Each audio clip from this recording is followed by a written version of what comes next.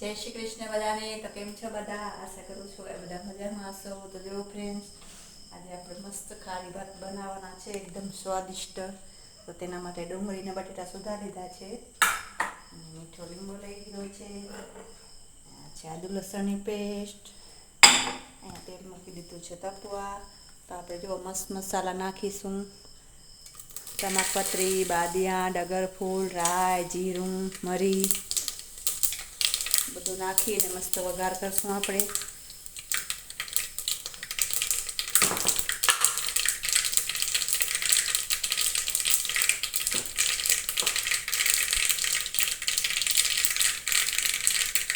તો જો રાઈ જીરું કકડી ગયા છે, મસાલા હિંગ નાખીશું, મીઠો લીમડો, હવે નાખીશું ડુંગળી બટેટા, અને આપણે તેને સારી રીતે સાંતળી લઈશું.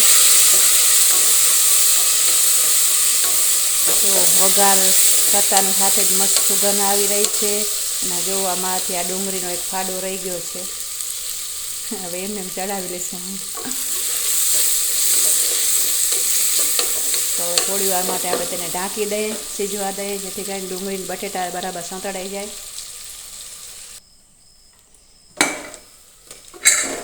તો જો ફ્રેન્ડ્સ, અહીંયા ડુંગળીને બટેટા થોડાક ચડી ગયા છે, જો કલર બદલાઈ ગયો છે. તો હવે આપણે નાખીશું આદુ અને લસણની પેસ્ટ,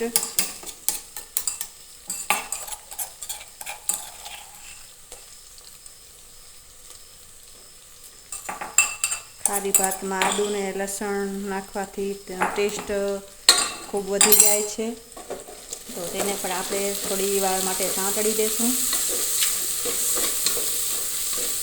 જેથી કરીને લસણમાં અને આદુમાં કચાશ ન રહે. જો થોડી વાર માટે તેને ઢાંકી દઈશું. તો જો ફ્રેન્ડ્સ, આદુ લસણની પેસ્ટ સારી રીતે પાકી ગઈ છે. હવે આપણે નાખીશું ટામેટા અને મરચાં. ટમેટાવાળી ખારી ભાત પણ બહુ સરસ લાગે છે. ઘણાએ નાખે અને ઘણા ન પણ નાખે. તો મને તો ટમેટાવાળી બહુ પસંદ છે, એટલે મેં તો ટમેટા નાખ્યા છે, અને લીંબુ પણ સાથે ઉપરથી નાખવું હોય તો નાખી શકાય. અને હવે આપણે નાખીશું આ ચોખા છે ધોયેલા, તો તેને પણ આપણે ઓળી દઈશું.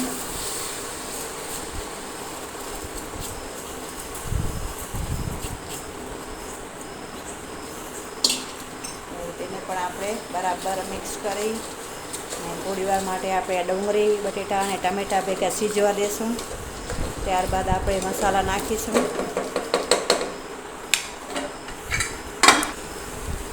તો જો ફ્રેન્ડ્સ, હવે આપણે નાખીશું સૂકા મસાલા.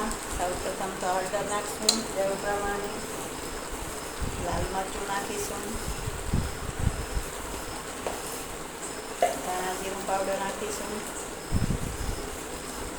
આપણે બરાબર મિક્સ કરી લઈશું.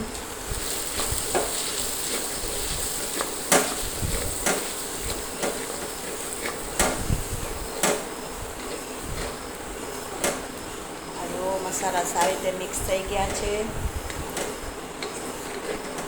જો મસાલા નાખતા કલર મસ્ત બદલાઈ ગયો છે.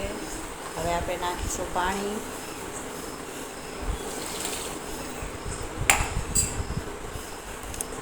તો આશરે આપણે 1 લોટી પાણી નાખ્યું છે. જો મસ્ત કેવો કલર છે, એકદમ લાલ ચટાકેદાર. તો હવે આપણે કુકરનું ઢાંકણું કરી દઈશું બંધ. 3 વિસલ વગાડશું, એટલે આપણે ખારી ભાત બનીને તૈયાર થઈ જશે.